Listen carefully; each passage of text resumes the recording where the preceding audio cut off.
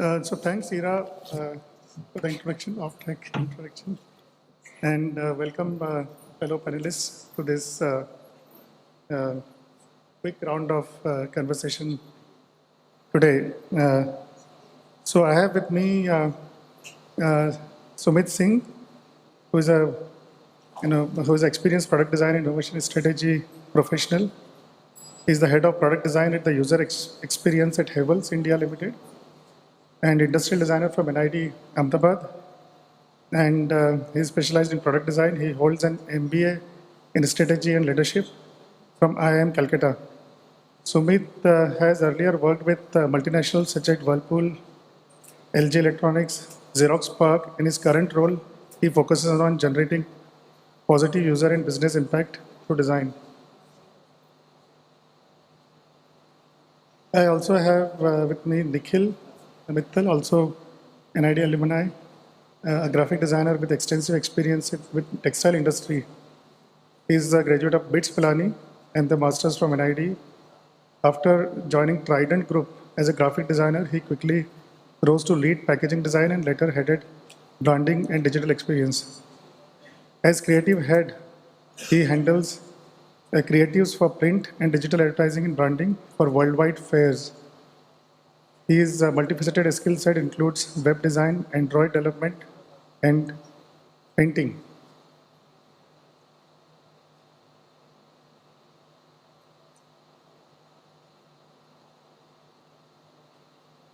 So I have Atul with me, again, fellow NID graduate, and he has been with Brillo for the past 7 years and currently working as a creative director of Brillo Design Studio. He has been one of the pillars for setting up Design Studio and the part of leadership group, which continuously strive to create sustainable and innovative creative space for ideas to thrive and take shape. He has his master's in design from NID in the space of information and interface design from NID Bangalore campus. He's an engineer, designer, and performing artist. Currently, he looks after delivery and pre-sales apart from being a mentor and guide for the in-house designers. So today, the whole theme is around what is going on in the in-house design studios and what are the changing paradigms in the design studios. So these are design leaders who head the design studios with the larger institutions in the companies, and some of them are also award-winning studios. And a lot of young designers are working, I guess, with all of you in the studios. And I understand traditional design studios are also now becoming design innovation labs with multidisciplinary teams work together in the creative environments. Also, I think today design and designers also have an additional role to create innovation cultures of the organizations. And many more hats you have to wear and talk about design with multiple set of audiences. So I would begin with, I would like to go with each panelist to introduce their own in-house design studios and how they are structured, and and what are their respective studio cultures, and what kind of cultures they embrace. I think if we can begin with that, and then we can go. Amit, you would like to start? Hello. Yep. Thank you. To talk about Brillo's design studio, right now, 80% of this design studio is of the young crowd. And we have been, like, it came into inception like in past, I think so, 6 years, 6 to 7 years. And since then, there has been transformation how we have approached design. Because when we are working in a corporate setup, and when you have an in-house design studio, what does that mean? There are also challenges which we face when you're trying to educate the design to your peers. And I guess how we have kind of transformed over time is that we have invested time to also educate our leaders, not just in the field of design, but also in the field of business, technology, data analytics, and various other domains. Because as we say that when you start from your house, the foundation of the future is more stronger. So in a way, our design studio comprises, I mean, it's around 50 odd people, designers within India, and in US we have another kind of 30 to 40 people, and we are still expanding to various other global locations like Mexico, and in Canada already we have a designer's presence, a design studio presence. So we have been expanding, and past 2 years have been kind of revolution for us in terms of uh, how the whole technology environment is changing and bringing in new avenues to tap into. For example, how the metaverse has come into the picture, and it has opened up so many doors to look into. So we have been kind of working in collaboration with the technology team as well as the data team to kind of tap into these different avenues uh, as a design firm, because design is not just restricted to creating the digital interfaces and the experiences. I mean, the experience expand beyond just the interfaces. And then that's where we kind of keep going back to what is the meaning of customer experience or customer-centric design. So that's in a nutshell, I would say that what we have been working towards as a whole studio. Okay. Thanks. Over to you, Sumit. Yeah, hi, Sumit this side, and thank you for having me here. Uh, from a from a design studio standpoint, I think our upbringing as designers did start in a studio. We all worked in a studio when we were educating ourselves. It all started there, and the fundamental aspect was that design is interdisciplinary. And we all believe that, and more so now with all the influences of technology and the various new age disruptive media that has come in, we need more and more interdisciplinarity. For myself, I started work with design offices which had a legacy. Let's say Whirlpool has a 100-year-old legacy now. So there were always a framework of or a structure in the studio. However, working across many continents, many design offices, there needs to be a temperament towards Indian design. And Indian design has its own flavors. Indian design has its own way of working. So when I set up the design office for Havells 5 years back, one of the key things that we need as a design office or an office or a studio of design in an organization, one of the key aspects is evangelizing design, because design is new to our part of the world as corporates, unlike let's say the sales function or the marketing function, etc. So that being one of the key aspects of how we want to progress on design, because design more and more is a function which tangibilizes strategy. And we need to see that we're design thinkers as well as design doers. So within the design organization, of course, with multidisciplinarity in skills, for example, we have product industrial designers, UX, UI, interaction designers, color finish material designers, research and research designers, which are a very important part of our input to design.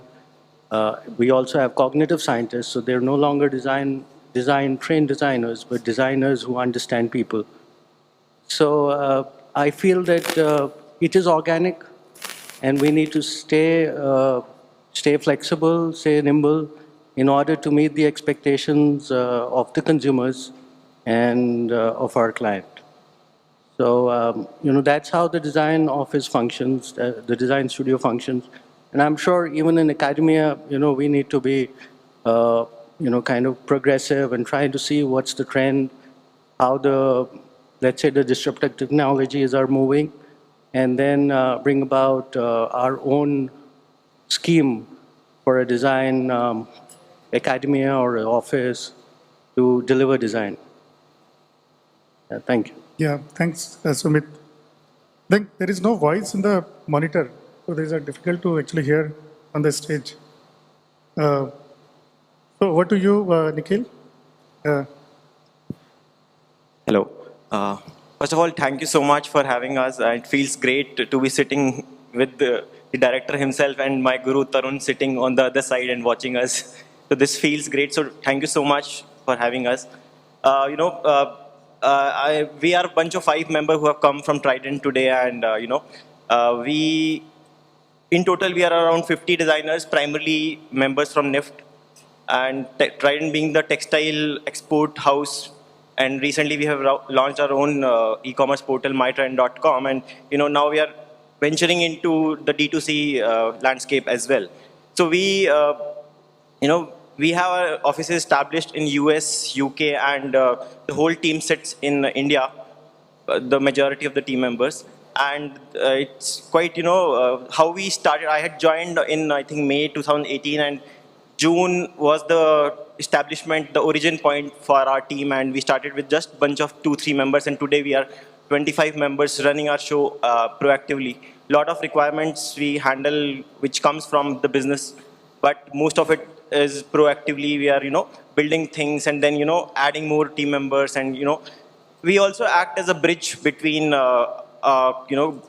conglomerate being Trident and the outside world. Let's say if we want to get work done from a, let's say, AR/VR experienced agency, we get that done for the company. And, similarly, there are so many projects we do in-house, but, we being the in-house team, our average age of the whole team would be no more than 24 or 25. But, we try to do things, learn, and, do it in a way that it is as per to the standard of the work that agencies typically do. We started very small, but today we have been running 4-5 brands all in-house and maintaining and doing work for those. And it feels great to be here talking, and, yeah, thank you, sir. yeah, thanks. Thanks for setting the background and the context of your studios and what are the studio cultures. I would like to come back to Sumit. So what is it like, running a 21st century design studio like Havells, and, what are the major challenges in India to run and sustain hardcore industrial design practice? And how do you keep the teams motivated in a studio? I think I will start with how to keep the teams motivated. Is it? Hello? All right, thank you. So how to keep the teams motivated, probably I'll start with that. As designers, one of the key skills that we learn is how to make ourselves small and how to make ourselves big at times. So, the young designers, I'm sure a lot of you are here, and a lot of you know more than I do. And, as designers, we know that every idea has a lot of potential and can come from anywhere. So we need to see that, we respect each other, right? We need to see that we have a thriving discourse. It has to be a discourse where everybody interacts. It has to be a discourse which which is progressive, which is proactive, which makes people interact with one another. The critique has to be positive. And of course, there has to be an attitude of teamwork and an attitude of building things, because the biggest, if I may choose to use the word kick for a designer, is to see something in their user's hands or at someone's house. As far as a product designer like me is concerned, I would like to see my products in everybody's house, and if I go there, I see that this was done by me or I was part of it. So that being the driving force of all design minds, that actually motivates all of us and motivates the team together. Of course, there are softer skills and skills that we use as an organization to keep keep the health of the resources intact, keep them potentially engaged. Those are the side of the organization, but from the standpoint of a design head, I would like to see that everybody is engaged. Everybody has enough and more to kind of put their minds on. People are working together, and they have time for themselves to do their let's say to harness other potentials, learn hobbies, etc. Along with kind of really drive design as part of their career, and go from strength to strength. So one of the aspects for a designer is also to kind of see what the world is about, right? You need to give them exposure, because unless you see, you will not be able to appreciate design and appreciate the um, amount of work that has gone into it. So that is one of the key aspects of motivating young designers and keeping the team together. Thank you. Yeah, thanks. I think very important to have the very positive environment and in a positive critic environment, and giving a lot of exposure to the team to keep them motivated. Coming to Amit, again, going back to the fundamental of this panel, what are the changing fundamentals of in-house design studios, and what are the global best practices of running a design studio, and basically what you practice at Relo, being a global studio? Okay. Right. In terms of practice, we have certain ideologies or kind of principles on which we stand for, as in some of the fundamental things as for whom are we designing things? The customer, the users, and how we kind of bring the three important pillars together, which is, one is business, business goals, whatever the clients have as the vision. The other is, for whom are we designing it? The end users. So keeping the human needs in the center. And technology, taking the help of technology and data to kind of stitch the whole experience together. So in a way, all these things come together within the whole, I would say, the studio setup itself, where we work and collaborate and work with these teams.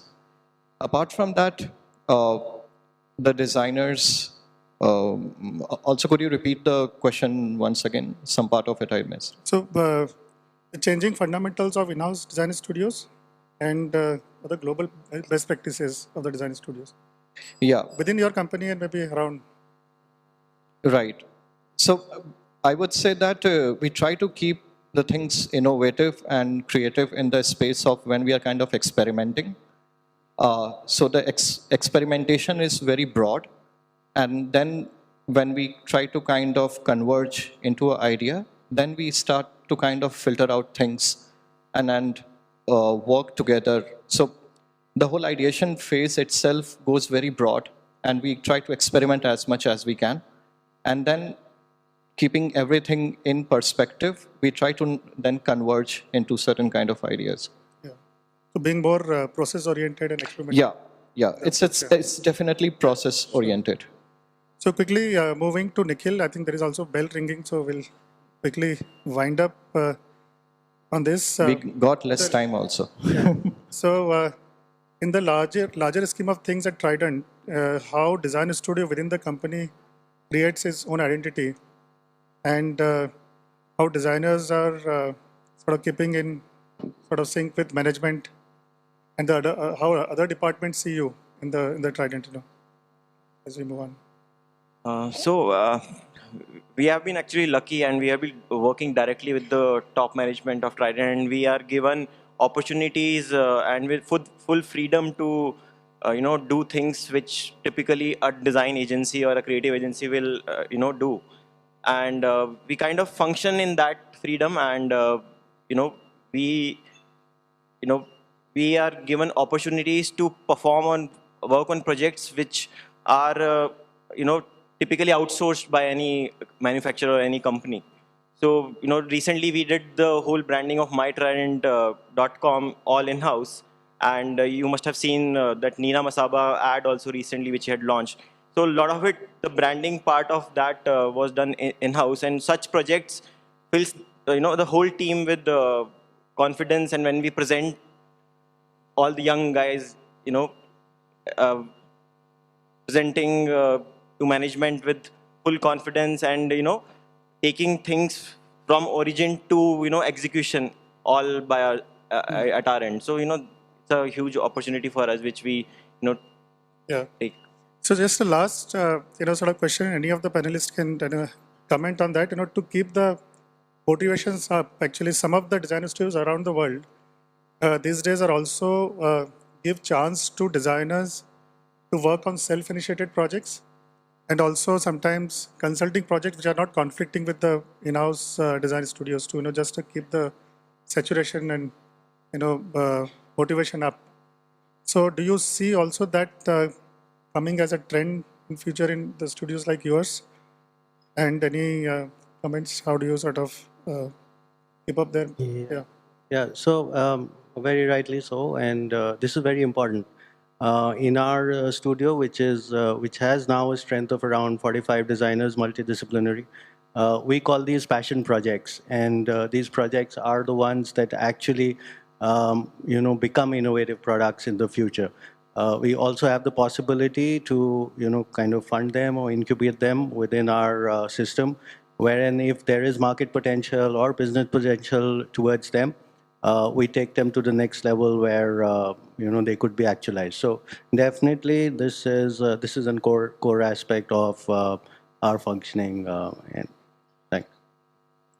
See, one of the things which this panel also need to look at is how what is the scope for making in-house design studios more active in the larger design ecosystems. How they're part of international design movements and trends, how design cultures of the country is developing, and how it is going around the world. So any comments? I would say the whole idea which I've been talking about, the idea of collaboration is the way forward, and the collaboration within the organization or collaboration outside the organization, or even at the international forums.